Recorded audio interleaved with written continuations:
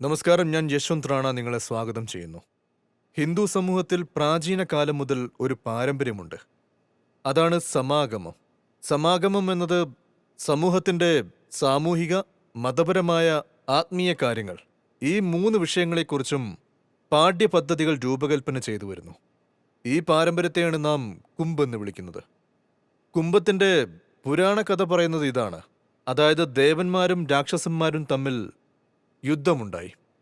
യുദ്ധം ഇതിനു വേണ്ടിയായിരുന്നു. പാലാഴി കടഞ്ഞപ്പോൾ പുറത്തു വന്ന അമൃത് അത് കൈക്കലാക്കുന്നതിനു വേണ്ടി വിഷ്ണു ഭഗവാൻ ദേവേന്ദ്രന്റെ മകനായ ജയന്തുവിന് കലശം നൽകിയിട്ട് പറഞ്ഞു, നീ ഇതെടുത്ത് ഓടണം.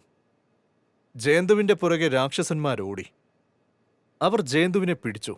അങ്ങനെ യുദ്ധം നടക്കുമ്പോൾ 4 അമൃത തുള്ളികൾ താഴെ വീണു. അത് പ്രയാഗ്രാജ്, ഹരിദ്വാർ, നാസിക്, ഉജ്ജയിനി എന്നിങ്ങനെ 4 സ്ഥലങ്ങളിൽ തെറിച്ചു വീണു. ആ 4 സ്ഥലങ്ങളിലാണ് മഹാകുംഭം നടക്കുന്നത്. ഇതൊരു പുരാണ കഥയാണ്. ഇതിൽ ചില അർത്ഥങ്ങളുണ്ട്. അതുപോലെ തന്നെ ചില തത്വങ്ങളും ഇതിനകത്ത് അടങ്ങിയിട്ടുണ്ട്. 12 വർഷത്തിൽ ഒരിക്കൽ നടക്കുന്ന ലോകത്തിലെ ഏറ്റവും വലിയ ഒരു മഹാ ആഘോഷത്തെയാണ് കുംഭമേള എന്ന് അറിയപ്പെടുന്നത്. അത് സാമൂഹികം, ആത്മീയം, മതപരം എന്നീ നിലകളിൽ വളരെ അർത്ഥവത്താണ്. ഇത് വിശദീകരിക്കാനായി ഇന്ന് എൻ്റെ കൂടെ ശ്രീ ആചാര്യ പ്രശാന്ത് വന്നിരിക്കുന്നു. താങ്കളെ സ്വാഗതം ചെയ്യുന്നു. കുംഭ് കലശം ഇതൊരു പുരാണ കഥയാണ്. അതെ സർ. ഇതെന്താണ് പറയുന്നത്? ഇത് വെറും ഒരു കഥയാണോ അതോ ഇതിനെന്തെങ്കിലും അർത്ഥമുണ്ടോ? വളരെ ആഴമുള്ള അർത്ഥമുണ്ട്. വളരെ ആഴമുള്ള അർത്ഥം. നമ്മൾ പുരാണ കഥകളെ വെറും കഥകളായി കരുതുകയാണെങ്കിൽ മതം ഒരു വിനോദമായി മാറ്റപ്പെടും. എന്നാൽ ദർശനം, വേദങ്ങൾ, വേദാന്തം തുടങ്ങിയവയുടെ കാഴ്ചപ്പാടിൽ നിന്ന് പുരാണ കഥകളെ നാം മനസ്സിലാക്കിയാൽ ആ കഥ ജ്ഞാനമായി മാറും, വിനോദമായി മാറില്ല. ഒരു കഥയെ 2 വിധത്തിൽ മനസ്സിലാക്കാം. മനസ്സിലായില്ലെങ്കിൽ ഇത് വെറും കഥയാണ്, ഇതൊരു വിനോദമാണ് എന്ന് പറഞ്ഞ് വിട്ടുകളയാം. ദുർഭാഗ്യവശാൽ ഇന്ത്യൻ ജനത പുരാണങ്ങളെ കഥകളായി മാത്രമാണ് കരുതുന്നത്. ഇത് വളരെ രസകരമാണ്. ഇങ്ങനെ സംഭവിച്ചു, അങ്ങനെ സംഭവിച്ചു എന്ന് പറഞ്ഞ് വെറും ചരിത്ര സംഭവമായി ഇതിനെ കരുതുന്നു. അതിന്റെ ആഴത്തിലുള്ള അർത്ഥം എന്താണ്? അതിന്റെ മർമ്മത്തിൽ എന്താണ് ഒളിഞ്ഞിരിക്കുന്നത്? ഇത് എന്തിനെയാണ് സൂചിപ്പിക്കുന്നത്? ഇതിന്റെ പ്രതീകാത്മക അർത്ഥം എന്താണ് എന്ന് ചിന്തിക്കുന്ന ഇന്ത്യക്കാർ വളരെ കുറവാണ്. എന്നാൽ അർത്ഥം മനസ്സിലാക്കിയാൽ വളരെ രസകരമായിരിക്കും. ഇപ്പോൾ കുംഭമേളയാണ്, അതുകൊണ്ട് ഇത് മനസ്സിലാക്കുക ശരിയായ സമയമാണ്. ആദ്യത്തെ കാര്യം എന്താണ്? അതായത് എല്ലാ കാര്യങ്ങളും മരണത്തിൽ നിന്ന് രക്ഷപ്പെടുന്നതിനെ കുറിച്ചാണ്. അമരത്വം ലഭിക്കണം. അമരത്വം ലഭിക്കും. കുംഭത്തിൽ അമൃതമുണ്ട്, അമരത്വം ലഭിക്കും. ആരാണ് മരിക്കുന്നത്? ആരാണ് അമരത്വം ആഗ്രഹിക്കുന്നത്? ആരാണത്? വേദാന്തത്തിൽ പറയുന്നു ഇത് അഹങ്കാര ചിന്തയാണെന്ന്. നാം പറയില്ലേ, ഞാൻ മരിക്കും, ഞാൻ ജനിക്കും, ഞാൻ ജീവിക്കും, ഞാൻ മരിച്ചു പോകും. ഈ ഞാൻ എപ്പോഴും മരണഭീതിയോടെ ഇരിക്കുന്നു. ഈ ഞാൻ എപ്പോഴും പറഞ്ഞുകൊണ്ടിരിക്കുന്നു എനിക്ക് മരണമുണ്ടാവില്ല എന്ന്. പക്ഷെ മരണത്തെ ഭയപ്പെടുന്നു. കൂടാതെ എല്ലാ ജീവജാലങ്ങളും, എല്ലാ സൃഷ്ടിയും നിങ്ങളോടിങ്ങനെ പറഞ്ഞുകൊണ്ടിരിക്കും മൃത്യു, മൃത്യു എന്ന്. എല്ലാ കാര്യങ്ങളും മാറിക്കൊണ്ടിരിക്കുന്നു. ചിലത് അവസാനിക്കുന്നതും കാണാം. അത് മരണം പോലെ തന്നെയാണ്. ഇന്നുള്ളത് നാളെ ഉണ്ടാവില്ല, പിന്നെ ഉള്ളതിന് മാറ്റം ഉണ്ടാവും. അതാണ് മൃത്യു. മനുഷ്യൻ അതിനെ ഭയപ്പെടുന്നു. ഇതാണ് നമ്മുടെ പ്രധാനപ്പെട്ട ഭയം, മൃത്യു. ഈ മൃത്യുവിന് 2 പേരും ഭയപ്പെട്ടു, ദേവന്മാരും രാക്ഷസന്മാരും. ഇത് എന്തിന്റെ പ്രതീകമാണ്? 2ഉം അഹങ്കാരത്തിന്റെ പ്രതീകമാണ്. കാരണം അഹങ്കാരികളാണ് എപ്പോഴും മരണത്തെ ഭയപ്പെടുന്നത്. ഒരാൾ ദേവനും മറ്റൊരാൾ അസുരനുമായത് എങ്ങനെയാണ്? കാരണം അഹങ്കാരം 2 വിധമുണ്ട്. അതിൽ ഒരു അഹങ്കാരമാണ് സത്യമുഖി, മറ്റൊരു അഹങ്കാരമാണ് മായാമുഖി. 2 പേരും അഹങ്കാരികളാണ്. അവർക്ക് മുക്തിയില്ല. അഹം എന്നാൽ ഭ്രമം പിടിച്ചിരിക്കുന്ന അവസ്ഥ. ഇതാണ് അഹങ്കാരം എന്ന് പറയുന്നത്. അതെ, ഇവർ തമ്മിലുള്ള വ്യത്യാസം ഇതാണ്. 2 പേരും ബന്ധിതരാണ്. പക്ഷെ ഒരാൾ മുക്തിയുടെ ദിശയിലേക്ക് നോക്കുന്നു, മറ്റൊരാൾ മായയുടെ ദിശയിലേക്ക് നോക്കുന്നു. ബന്ധനത്തിലെ വ്യത്യാസം 2 മനുഷ്യർ തമ്മിലും ഉണ്ടായിരിക്കുമല്ലോ. ഇരുവരും ഇപ്പോൾ മനുഷ്യജന്മമെടുത്ത് വന്നിരിക്കുകയാണ്. ഇരുവർക്കും ശരീരമുണ്ട്. എന്നാൽ ഒരാൾ പറയുന്നു ജീവിതം യോഗത്തിനാണെന്ന്, മറ്റൊരാൾ പറയുന്നു ജീവിതം ഭോഗത്തിനുള്ളതാണെന്ന്. ഒരാൾ പറയുന്നു ജീവിതം മുക്തിക്കുള്ളതാണെന്ന്, മറ്റൊരാൾ പറയുന്നു ഭോഗത്തിനുള്ളതാണെന്ന്. ഇതാണ് ദേവന്മാരും അസുരന്മാരും തമ്മിലുള്ള വ്യത്യാസം. ഇരുവരും അഹങ്കാരത്തിന്റെ പ്രതിനിധികളാണ്. ഇരുവർക്കും അഹം, ഞാനെന്ന ഈഗോ ഉണ്ട്. ഇരുവരും അതിന്റെ പ്രതീകങ്ങളാണ്. അഹങ്കാരം രണ്ട് വിധത്തിലുണ്ട്. ഒന്ന് വിമോചനത്തിലേക്ക് മുന്നോട്ട് യാത്ര ചെയ്യുന്നു, അത് സത്യത്തെ സ്നേഹിക്കുന്നു.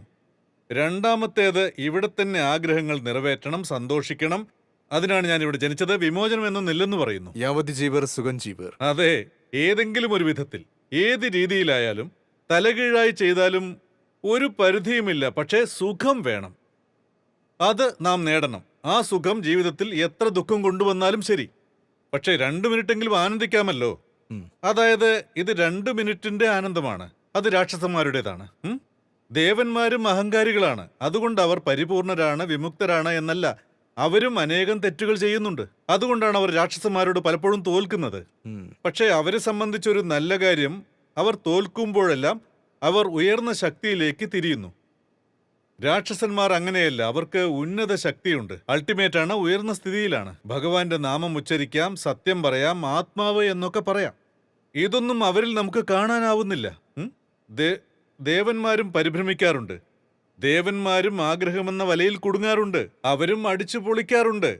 പക്ഷെ അവർക്ക് പ്രശ്നങ്ങൾ ഉണ്ടാകുമ്പോൾ ഭഗവാന്റെ അടുക്കലേക്ക് പോകുന്നു, ഭഗവാനെ സമീപിക്കുന്നു. അതിനാൽ ഇരുവരും അഹങ്കാരത്തിന്റെ പ്രതീകങ്ങളാണ്. അതുകൊണ്ട് മരണത്തെ ഭയപ്പെട്ടുകൊണ്ടിരിക്കുന്നു. സോ മരണത്തിൽ നിന്ന് രക്ഷപ്പെടാനായി രണ്ടുപേരും ചെയ്യുന്നത് ഇതാണ്: വരൂ നമുക്ക് സമുദ്രം കടയാമെന്ന് പറയുന്നു. അവർക്കറിയാം എല്ലാവരും കൂടി സമുദ്രം കടഞ്ഞാൽ മനുഷ്യന് മരണത്തെ ജയിക്കാനാവുമെന്ന്. ഇപ്പോൾ മരണം വളരെ ഭീഷണിയായി മാറിയിരിക്കുകയാണ്. അതിനുവേണ്ടി ദേവന്മാരും അസുരന്മാരും ഒരുമിച്ച് പ്രവർത്തിക്കാൻ തുടങ്ങി. ഇത് നമ്മുടെ അഹങ്കാരത്തിന്റെ സ്വഭാവത്തെക്കുറിച്ചുള്ള വളരെ ആഴ്ന്ന അന്തർദൃഷ്ടി നൽകുന്നു, ഇൻസൈറ്റ് നൽകുന്നു. ദേവന്മാരും അസുരന്മാരും തമ്മിൽ ഒത്തുചേരുന്നു, അവർക്കിടയിൽ കരാറുണ്ടാവുന്നു. മരണം അത്രയ്ക്ക് ഭീകരമാണ്, അത് ശത്രുക്കളെ മിത്രങ്ങളാക്കി മാറ്റുന്നു. കുറച്ചു നേരത്തേക്ക് വീണ്ടും അവരുടെ ശത്രുത താനെ പുറത്തു വരും. ഇനി നമുക്ക് കഥയുടെ അർത്ഥത്തിലേക്ക് പ്രവേശിക്കാം. അങ്ങനെ ഇരുവരും ചേർന്ന് വാസുകി പർവ്വതത്തെ കടയാൻ തുടങ്ങുന്നു. ഏറ്റവും ആദ്യം വന്നത് എന്താണ്? കാളകൂടം. കാളകൂടം. എവിടെ നിന്നാണ് കാളകൂടം വന്നത്? അഥവാ അവർ ഇരുവരും അഹങ്കാരത്തിന്റെ പ്രതീകങ്ങളാണെങ്കിൽ ഈ മഥനം എന്തിന്റെ പ്രതീകമാണ്? എന്തിന്റെ മഥനമാണ് നടക്കുന്നത്? ആത്മമഥനമാണ് നടക്കുന്നത്. കാരണം വേദാന്തം പറയുന്നു, അമരത്വം നിന്റെ കേന്ദ്രത്തിന്റെ പേരാണ്. നീ കേന്ദ്രത്തിൽ നിന്നും അകന്നു പോയിരിക്കുന്നു. അതുകൊണ്ട് നീ മൃത്യുവിനെ നേരിടണം. നീ നിന്റെ ഉള്ളിലേക്ക് ചെന്ന് അതിന്റെ ആഴത്തിലേക്ക് കടന്നാൽ നിനക്ക് മൃത്യുവിനെ നേരിടാൻ കഴിയും. സ്വന്തം ഉള്ളിലേക്ക് കടക്കാൻ സ്വയം മഥനം ചെയ്യണം, സമുദ്രമഥനം ചെയ്യണം. സമുദ്രം എന്ന് വെച്ചാൽ എന്താണ്? ഭാവസാഗരമാണ്. ഭവം എന്നാൽ ഉണ്ടാകും. ഇതെന്റെ അസ്തിത്വ സമുദ്രമാണ്, ഇതെന്റെ അസ്തിത്വത്തിന്റെ സമുദ്രമാണ്. അവർ അവരെ തന്നെയാണ് മഥനം ചെയ്യുന്നത്. എവിടെയോ സത്യത്തിൽ ഒരു സമുദ്രം ഉണ്ടായിരുന്നു. അവിടെ നാഗത്തെ കയറാക്കി മാറ്റി, പിന്നെ പർവ്വതം അതിനെ കയറുകൊണ്ട് മഥിച്ചു. ഇതൊന്നും സംഭവിച്ചിട്ടില്ല. പ്രതീകാത്മകം. അത് പ്രതീകാത്മകമാണ്, വളരെ മധുരമായ പ്രതീകാത്മകം. ആ കഥ പറഞ്ഞവർ നമ്മൾ ആ കഥയുടെ അർത്ഥം ഗ്രഹിക്കുമെന്ന് വിശ്വസിച്ചിട്ടുണ്ടായിരുന്നു. പക്ഷെ നമ്മൾ വിഡ്ഢികളായി മാറി. ഇതിലൊരർത്ഥവും കാണുന്നില്ല. എവിടെയോ വലിയൊരു പാമ്പുണ്ടായിരുന്നെന്ന് കരുതുന്നു. അതിനെ ഒരു കയറു പോലെ ഉപയോഗിച്ചു എന്ന് നമ്മൾ വിചാരിക്കും. അത് നമ്മുടെ മണ്ടത്തരമാണ്. നമ്മെ തന്നെ നാം മഥിക്കുമ്പോൾ സത്യം നേടണമെന്ന ഉദ്ദേശമുണ്ടായിരുന്നു. പക്ഷെ സത്യം നേടാനായില്ല. ഏറ്റവും ആദ്യം വിഷം വന്നു, കാളകൂട വിഷം. ഇതിൽ നിന്നും മനസ്സിലാക്കാം, നാം നമ്മിലേക്ക് പ്രവേശിക്കുമ്പോൾ, ഞാൻ ആരാണ്, എന്റെ ജീവിതം എന്താണെന്ന് അറിയാൻ ആഗ്രഹിക്കുമ്പോൾ നമ്മുടെ ഉള്ളിലേക്ക് പ്രവേശിക്കേണ്ടത്. അപ്പോൾ ആദ്യം കാണുന്നത് നമ്മുടെ ഉള്ളിലുള്ള വിഷമായിരിക്കും. ആരെങ്കിലും ധ്യാന ജീവിതം നയിക്കാൻ ആഗ്രഹിക്കുമ്പോൾ, ആർക്കെങ്കിലും ആത്മപരിശോധന നടത്തണമെന്നുണ്ടെങ്കിൽ തന്നെക്കുറിച്ച് നോക്കാൻ തുടങ്ങിയാൽ വളരെ മോശമായി തോന്നും. അത് വിഷത്തിന്റെ പ്രതീകമാണ്. ആരെങ്കിലും സ്വയം പരിശോധിക്കുമ്പോൾ ആദ്യം നമ്മുടെ വിഷം കണ്ടാൽ നമുക്ക് വിഷമം ഉണ്ടാകും. നമ്മുടെ ജീവിതം അകത്ത് വളരെ വിഷപൂരിതമാണ്, ടോക്സിക് ആണ്. കാളകൂടം അതിന്റെ പ്രതീകമാണ്. അത് പുറത്തു വരും. അത് പുറത്തു വരുമ്പോൾ നമ്മുടെ മുന്നിൽ 2 വഴികൾ കാണാനാവും. ഒന്ന് ഭയപ്പെട്ട് ഓടിപ്പോകാം, മറ്റൊന്ന് മഥന പ്രക്രിയ നിർത്തിവെക്കണം. തുടക്കത്തിൽ തന്നെ വിഷം വരികയാണെങ്കിൽ പിന്നീട് എന്താണ് വരിക? അമൃതിന് പകരം മറിച്ചായാലോ? എല്ലാം അവസാനിപ്പിച്ചേക്ക്. എന്നാൽ അതല്ല സംഭവിക്കുന്നത്. കഥയിൽ പറയുന്നത്, അവർ വിഷം ശിവന്റെ അടുത്തേക്ക് കൊണ്ടുപോയി. ശിവൻ പറഞ്ഞതുപോലെ അത് ശിവന്റെ കഴുത്തിൽ വെച്ചു. വിഷം ശിവന്റെ കണ്ടത്തിൽ തന്നെ നിലനിന്നു. ഇതുകൊണ്ട് എന്താണ് സംഭവിച്ചത്? അവർ യഥാർത്ഥത്തിൽ വിഷം കൊണ്ടുപോയി എന്നാണോ? ഇതിൽ ആഴമുള്ള മനോഹരമായ അർത്ഥമുണ്ട്. അതിന്റെ അർത്ഥം ഇതാണ്: നമ്മൾ ഏതെങ്കിലും ശുദ്ധമായ ഉയർന്ന ആത്മീയ പ്രക്രിയയെ ആരംഭിക്കുമ്പോൾ, മനസ്സിന്റെ ഉള്ളിൽ നിന്ന് എന്തെങ്കിലും എതിർപ്പുകൾ ഉണ്ടാകുമ്പോൾ, നിങ്ങളുടെ ജീവിതത്തിൽ നിങ്ങൾക്ക് ആശ്രയം തരുന്ന ആരെങ്കിലും ഉണ്ടായിരിക്കണം. നിങ്ങളുടെ ജീവിതത്തിലെ വിഷത്തെ സ്വയം ഏറ്റെടുക്കുന്ന ഒരാൾ. അയാൾ പറയണം, പ്രക്രിയ നിർത്തരുത്, ഞാൻ നിന്റെ കൂടെയുണ്ടെന്ന്. ആ വിഷം എനിക്ക് തരൂ എന്ന്. ഈ വിഷം നിനക്ക് ആപത്തുണ്ടാക്കും, പക്ഷെ എന്നെ ഒന്നും ചെയ്യില്ല, കാരണം ഞാൻ മഹാദേവനാണ്. ഞാനിത് ഇവിടെ സൂക്ഷിച്ചു വെക്കും. എനിക്ക് വിഷം കുടിച്ചാലും മരിക്കാതിരിക്കാനുള്ള ശക്തിയുണ്ട്. അതിനുള്ള കഴിവ് നിനക്കില്ല, വിഷം എനിക്ക് തന്നേക്കൂ. അപ്പോൾ ആ പ്രവൃത്തി ഗുരുവിന്റെ, മഹാഗുരുവിന്റെ, ഗുരുക്കന്മാരുടെ ഗുരുവായ മഹാദേവന്റേതായി മാറി. അദ്ദേഹം അത് വാങ്ങിച്ചുകൊണ്ട് പറഞ്ഞു, ഇത് ഞാൻ ഏറ്റെടുക്കാമെന്ന്. നിങ്ങൾ ചെയ്യുന്നത് നിർത്താതെ തുടരൂ എന്ന്. അങ്ങനെ വിഷം പുറത്തു വന്നു. ഏറ്റവും അപകടകരമായത് ആദ്യം പുറത്തു വരുന്നു. അതിനുശേഷം പല നല്ല നല്ല വസ്തുക്കളും പുറത്തു വന്നു. പിന്നീട് പുരാണത്തിൽ എന്തൊക്കെയാണ് വന്നതെന്ന് വിസ്തരിച്ചു പറയുന്നുണ്ട്. അതിൽ ചിലതൊക്കെ ഓർമ്മയുണ്ട്, ചിലതൊന്നും ഓർമ്മയില്ല. അതിൽ നിന്ന് ഐരാവതം എന്നൊരു ആന വരുന്നു, പിന്നീട് കൽപ്പകവൃക്ഷം വരുന്നു, അതിൽ നിന്നാണ് കാമധേനുവും പാരിജാതം, അങ്ങനെ കുറേ എണ്ണമുണ്ട്. ദേവതകൾ വരുന്നുണ്ട്, പലതരം രത്നങ്ങൾ വരുന്നുണ്ട്. അതായത് ഒരു പ്രാവശ്യം നമ്മുടെ അകത്തുള്ള വിഷം പുറത്തു വന്നു കഴിഞ്ഞാൽ അവിടെ നിന്ന് നമുക്ക് ചില വിലപിടിപ്പുള്ള വസ്തുക്കൾ ലഭിക്കാൻ തുടങ്ങും. വിലപിടിപ്പുള്ള വസ്തുക്കൾ നമ്മൾ നിർത്തുകയാണെങ്കിൽ അമൃത് ലഭിക്കില്ല. ഒരിക്കൽ നമ്മുടെ ഉള്ളിലെ വിഷത്തെ തടയാൻ സാധിച്ചാൽ, അതിന് നാം ധൈര്യം കാണിച്ച് നമ്മുടെ ഉള്ളിലേക്ക് നോക്കുമ്പോൾ വെറും വിഷം മാത്രമേ കാണുന്നുള്ളൂ. എന്നാലും എന്നെ തന്നെ കാണുന്ന പ്രക്രിയ ഞാൻ നിർത്തുന്നില്ല. അപ്പോൾ നമ്മുടെ ഉള്ളിൽ വിലപിടിപ്പുള്ള എന്തോ ചിലതുണ്ടെന്ന് നമുക്ക് മനസ്സിലാക്കാൻ സാധിക്കും. മാത്രമല്ല, യഥാർത്ഥത്തിൽ അത് വിലപിടിപ്പുള്ളതല്ലെങ്കിൽ വിഷത്തെ അതിജീവിക്കുന്നത് എങ്ങനെയാണ്? വിഷം ഉണ്ടായിട്ടും ആത്മപരിശോധന നടത്തുമ്പോൾ നമുക്ക് മനസ്സിലാവും അകത്ത് വിഷമുണ്ടെന്ന്. പക്ഷേ വിഷത്തേക്കാൾ കൂടുതൽ ധൈര്യവുമുണ്ട്. ധൈര്യവും ശ്രദ്ധയുമില്ലെങ്കിൽ വിഷത്തെ ഭയന്ന് നാം ഓടിപ്പോകും. പിന്നെ അത്രയും ശ്രദ്ധയും ധൈര്യവും, ഇവയുടെ പ്രതീകങ്ങളായി രത്നങ്ങളും കാമധേനുവും കൽപ്പവൃക്ഷവും മറ്റും പുറത്തേക്ക് വന്നുകൊണ്ടിരിക്കും. പിന്നീട് ദേവന്മാരും അസുരന്മാരും അതിനായി പോരാടുന്നു. ഇതൊന്നും ഒരു പ്രശ്നമല്ല, കാരണം രത്നങ്ങളും കാമധേനുവും കൽപ്പവൃക്ഷവും എല്ലാം കിട്ടിയതുകൊണ്ട് നമുക്കൊന്നും നേടാനാവില്ല. അതൊന്നുമല്ല കാര്യം. എന്താണിപ്പോൾ വേണ്ടത്? അമൃത്. അമൃത് വേണം. അതുകൊണ്ട് അമൃതിനു വേണ്ടിയുള്ള പ്രയത്നം തുടർന്നുകൊണ്ടേയിരിക്കുന്നു. ഇപ്പോൾ അമൃത് മുകളിലേക്ക് വരുന്നു. അടിയിൽ നിന്ന് കുംഭം പുറത്തേക്ക് വരുന്നു. അതിനകത്ത് അമൃതുണ്ട്. ഈ കുംഭമില്ലേ, അത് സത്യത്തിന്റെ പ്രതീകമാണ്, ആത്മാവിന്റെ പ്രതീകമാണ്. യഥാർത്ഥത്തിൽ നാം എല്ലാവരും ആഗ്രഹിക്കുന്ന ലക്ഷ്യത്തിന്റെ പ്രതീകമാണ്. നമ്മുടെ ജനനം വിഷം കുടിക്കാൻ മാത്രമായിട്ടുള്ളതല്ല. യഥാർത്ഥത്തിൽ നമ്മുടെ ജനനം രത്നങ്ങളുടെയും അപ്സരസുകളുടെയും കാമധേനുവിന്റെയും കൽപ്പവൃക്ഷത്തിന്റെയും പ്രതീകമാണ്. അപ്സരസുകൾ വരുന്നു, കാമധേനു വരുന്നു, രത്നങ്ങൾ വരുന്നു, കൽപ്പവൃക്ഷം വരുന്നു. ഇവയെല്ലാം ആഗ്രഹങ്ങൾ പൂർത്തീകരിക്കാനുള്ള മാർഗമാണ്. നമ്മുടെ ജനനമുണ്ടായത് ഇതിനു വേണ്ടിയല്ല. അതായത് നാം ബന്ധങ്ങൾ എന്ന ഘോരമായ വിഷത്തിൽ കുടുങ്ങിയിരിക്കാനുള്ളതല്ല. കൂടാതെ ആഗ്രഹപൂർത്തിയുടെ ചക്രത്തിൽ കറങ്ങി കുടുങ്ങിക്കിടക്കാനുള്ളതല്ല. നമുക്ക് രത്നങ്ങൾ കിട്ടി, സ്ത്രീയെ കിട്ടി, ഇത് കിട്ടി, അത് കിട്ടി, എല്ലാം കിട്ടി. നാം ജനിച്ചത് അമൃത് നേടാൻ വേണ്ടിയാണ്. അതിനാൽ മഥനമെന്ന പ്രക്രിയ ഏതുവരെ തുടരണം? നമ്മുടെ ലക്ഷ്യത്തിലെത്തുന്നത് വരെ. മഥന പ്രക്രിയ ലക്ഷ്യത്തിലെത്തുന്നത് വരെ. കുംഭം ആ ലക്ഷ്യത്തിന്റെ പ്രതീകമാണ്. നാം ഇവിടെ വരെ എത്തിക്കഴിഞ്ഞാൽ നമുക്ക് ഇവിടെ നിന്ന് അമൃത് ലഭിക്കും. അമൃത് കിട്ടിയാൽ എന്താണ് ഉണ്ടാവുക? അമരത്വം ലഭ്യമാകും. എന്തുകൊണ്ട് മരിക്കില്ല? കാരണം മരണമെന്നാൽ മാറ്റമെന്നാണ് അർത്ഥം. അത് പ്രകൃതിയുടെ സ്വഭാവമാണ്. പ്രകൃതിയിൽ മാറ്റം വരുന്നത് സ്വാഭാവികമാണ്.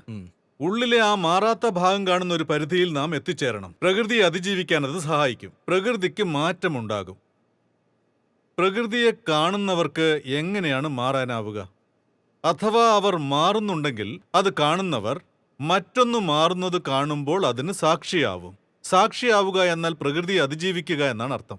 ഈ അവസ്ഥയെയാണ് അമരത്വം അഥവാ കുംഭം എന്ന് പറയുന്നത്. ഉപനിഷത്തുക്കളും ഇത് തന്നെയാണ് പറയുന്നത്. മൃത്യുർമ അമൃതംഗമയ. അതിനെക്കുറിച്ചാണ് ഇത് പറയുന്നത്. അഥവാ അതിനെയാണ് പറയുന്നത് തമസോമ. ആ പ്രകാശത്തെക്കുറിച്ചാണ് അവർ പറയുന്നത്.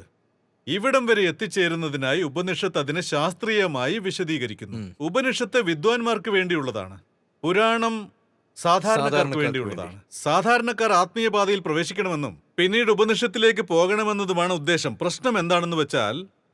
പുരാണങ്ങൾ തുടക്കത്തിന് ഉപകാരപ്രദമാണെങ്കിലും സാധാരണക്കാർ പുരാണങ്ങളിൽ നിന്ന് ഉപനിഷത്തിലേക്ക് പോകുന്നില്ല. പുരാണങ്ങളിൽ തന്നെ നിൽക്കുന്നു. പുരാണങ്ങളുടെ അടിസ്ഥാനത്തിൽ ഉപനിഷത്തുക്കളുടെ അർത്ഥം ആരംഭിക്കുന്നു. ഉപനിഷത്തുക്കളുടെ അടിസ്ഥാനത്തിൽ പുരാണങ്ങളെ അർത്ഥമാക്കണമെന്നത് പറയുന്നില്ല. പുരാണങ്ങളുടെ അടിസ്ഥാനത്തിൽ ഉപനിഷത്തുക്കളെ അർത്ഥമാക്കണം. ഭഗവത്ഗീതയുടെ അടിസ്ഥാനത്തിൽ ഭഗവത് പുരാണത്തെ അല്ല അർത്ഥമാക്കേണ്ടത്. ഭഗവത് പുരാണത്തിന്റെ അടിസ്ഥാനത്തിൽ ഭഗവത്ഗീതയാണ് അർത്ഥമാക്കേണ്ടത്. ഇത് കുഴപ്പങ്ങൾ ഉണ്ടാക്കും. ഭാരതത്തിന്റെ ദുരവസ്ഥയുടെ പ്രധാന കാരണം ഇതാണെന്ന് ഞാൻ വിശ്വസിക്കുന്നു. അപ്പോൾ അത് പുറത്തു വരും. അത് പുറത്തു വരുമ്പോൾ അപ്പോൾ നിങ്ങൾ പറഞ്ഞതുപോലെ ജയന്ത് അതെടുത്ത് ഓടിപ്പോകും ദേവന്മാരുടെ അടുത്തേക്ക്. എന്നാൽ അയാൾ പിടിക്കപ്പെടും. പിടിക്കപ്പെട്ടപ്പോൾ യുദ്ധം നടന്നു, ദേവന്മാരും അസുരന്മാരും തമ്മിൽ. ആ സമയത്താണ് ഭഗവാൻ വരുന്നത്. ഭഗവാൻ എന്തിന്റെ പ്രതീകമാണ്? പരമസത്യത്തിന്റെ പ്രതീകം. പരമസത്യം, അദ്ദേഹം നിത്യനാണ്, ഒരിക്കലും മാറില്ല. ബാക്കിയെല്ലാം മാറിക്കൊണ്ടേയിരിക്കും, അദ്ദേഹം മാറില്ല. വേദാന്തം അതിനെ ആത്മാവെന്ന് പറയുന്നു. മാറാത്തത് ആത്മാവാണ്. ആത്മാവെന്നാൽ ഭൂതങ്ങളും പ്രേതങ്ങളും അല്ല ആത്മാവ്. ആത്മാവ് ഏകത്വമാണ്. നമ്മൾ എല്ലാവരിലും ഒരു ആത്മാവേ ഉള്ളൂ. അദ്വൈതമായ ആ പരമമായ അവസ്ഥയെയാണ് ആത്മാവെന്ന് വിളിക്കുന്നത്. ഭഗവാൻ അതിന്റെ പ്രതീകമാണ്. മനസ്സിലായോ? ഭഗവാൻ പറയുന്നു വീണ്ടും യുദ്ധം തുടങ്ങിയാൽ ദേവന്മാർ ആ യുദ്ധത്തിൽ തോൽക്കാൻ പാടില്ല എന്ന്. പക്ഷെ ദേവന്മാർ തോറ്റുകൊണ്ടേയിരിക്കും. സോ അങ്ങനെ ഭഗവാൻ വീണ്ടും പറയുന്നു ഈ അസുരന്മാർക്ക് ഇപ്പോൾ അമൃതിനേക്കാൾ കൂടുതൽ പ്രധാനം ഭോഗമാണ് എന്ന്. അവർക്ക് അടിച്ചു പൊളിക്കണം, അവർക്ക് സുഖിക്കണം. എന്നാൽ ദേവന്മാർ നല്ലവരാണ്, അവർക്ക് സത്യവും വേണം. അപ്പോൾ ഭഗവാൻ പറയുന്നു അസുരന്മാർക്ക് സുഖം മാത്രമേ വേണ്ടൂ, മായ മാത്രമേ വേണ്ടൂ. അതുകൊണ്ട് ഞാൻ ഇവർക്ക് മായ മാത്രം കൊടുക്കുന്നു. മായ മോഹിനിയായി, മായമെന്നാൽ ഭ്രമം. ഭഗവാൻ മോഹിനിയായി അവരെ സമീപിച്ചു. എന്നിട്ട് ആ അസുരന്മാരെ തന്റെ മായവലയിൽ ബന്ധിക്കുന്നു. അപ്പോൾ തന്നെ അവർ അതിൽ വീഴുന്നു. ആ സമയത്ത് ദേവന്മാർ കുംഭം കൈമാറി അമൃത് പെട്ടെന്ന് കുടിക്കുന്നു. അമരത്വത്തിനുള്ള പ്രവർത്തനം ആരംഭിക്കുന്നു. എന്നാൽ അവരിൽ ഒരാൾ, അതായത് അസുരന്മാരിൽ ഒരാൾ, അവനെന്തോ തട്ടിപ്പ് നടക്കുന്നുണ്ടെന്ന് മനസ്സിലായി. മോഹിനി മുഖേന എന്തോ തട്ടിപ്പ് നടക്കുന്നുണ്ടെന്ന് അവന് മനസ്സിലായി. അവിടെ ദേവന്മാരെല്ലാവരും അമൃത് കുടിച്ചു തീർക്കുകയാണെന്ന്. അവൻ അവിടേക്ക് ദേവനെ പോലെ വരുന്നു. തന്റെ രൂപം മാറ്റി ഞാനും ദേവനാണെന്ന് പറഞ്ഞ് അവനും അമൃത് കുടിക്കുന്നു. പക്ഷെ അവനെ പിടിച്ചു. എങ്ങനെയാണ് പിടിച്ചത്? അതായത് സൂര്യനും ചന്ദ്രനും അവന്റെ മേൽ പ്രകാശം വീശി. അവൻ എവിടെയോ ഒളിച്ചിരിക്കുകയായിരുന്നു. അവന്റെ മേൽ വെളിച്ചം വീണു. അവനെ എല്ലാവരും കണ്ടു. അവനെ എല്ലാവരും കണ്ടതുകൊണ്ട് അവൻ ഓടി രക്ഷപ്പെടാൻ തുടങ്ങി. അവന്റെ പുറകെ ദേവന്മാർ എല്ലാവരും ഓടി, അസുരന്മാരും ഓടി. കാരണം അമൃത് രണ്ടു കൂട്ടർക്കും വേണം. അസുരന്റെ കൈ വിറച്ചു. കാരണം അത്രയധികം ആളുകൾ തന്റെ പുറകെ ഓടി വരുന്നു. അപ്പോൾ അവന്റെ കൈ വിറച്ചു. ആ കൈ വിറച്ച സമയത്ത് അമൃതിന്റെ തുള്ളികൾ 4 വശത്തേക്കും വീണു. ആ 4 സ്ഥലങ്ങളാണ് നമ്മുടെ കുംഭമേളയുടെ സ്ഥലങ്ങൾ. 4 നദീതീരത്തുള്ള സ്ഥലങ്ങളാണത്. അവിടെ കുളിക്കുന്നു. പിന്നെ ഈ വിഷയം മുഴുവനും അഹങ്കാരം എന്ന സ്വഭാവമാണ്. ഈ പ്രകൃതി അഹങ്കാരത്തിന്റെ വിധിയാണ്. അതുപോലെ വിധി എന്നാൽ മോക്ഷം നേടുന്ന പ്രക്രിയയാണ്. അതിനെക്കുറിച്ചുള്ളതാണ്. പ്രക്രിയ എന്നാൽ നാം ജീവിക്കാൻ ആഗ്രഹിക്കുന്നു, ഒരു മൃഗത്തെപ്പോലെ ജനിക്കുന്നു, തിന്നുന്നു, കുടിക്കുന്നു, പിന്നെ മരിച്ചു പോകുന്നു. അത് മനുഷ്യനാവാം, അല്ലെങ്കിൽ മൃഗമാവാം. അവർ ജനിക്കുന്നു, ഭക്ഷണം കഴിക്കുന്നു, കുടിക്കുന്നു, ഭോഗിക്കുന്നു, സന്താനങ്ങൾ ഉണ്ടാക്കുന്നു, മരിച്ചു പോകുന്നു. തന്റെ വിധിയിലേക്ക് എത്തിച്ചേരുന്നില്ല. എന്താണ് വിധി? മൃത്യുവിനെ അതിജീവിക്കുക. ജീവിച്ചിരിക്കെ മൃത്യുവിനെ അതിജീവിക്കുക. എന്നാൽ അത്തരം കാര്യങ്ങളോടുള്ള നമ്മുടെ ബന്ധം വിച്ഛേദിച്ചു കഴിഞ്ഞാൽ അതാണ് നമ്മുടെ ധർമ്മം. അവയെ അവയുടെ ജോലി ചെയ്യാൻ വിടുക, അവയെ സാക്ഷിയാക്കുക, അവയെ തടയരുത്. നാം നമ്മുടെ ശരീരത്തെ നിർത്തണം, നമ്മുടെ ബുദ്ധിയെ നിർത്തണം, നമ്മുടെ സ്മൃതിയെ നിർത്തണം. അവയുടെ ജോലി ചെയ്തുകൊണ്ടിരിക്കും. ഭഗവത്ഗീത ഈ വിഷയത്തെ വളരെ വ്യക്തമായി വിവരിക്കുന്നു. ഭഗവത്ഗീത പറയുന്നു ഇവ തങ്ങളുടെ ജോലി ചെയ്യുന്നു, ഞാനൊന്നും ചെയ്യുന്നില്ല.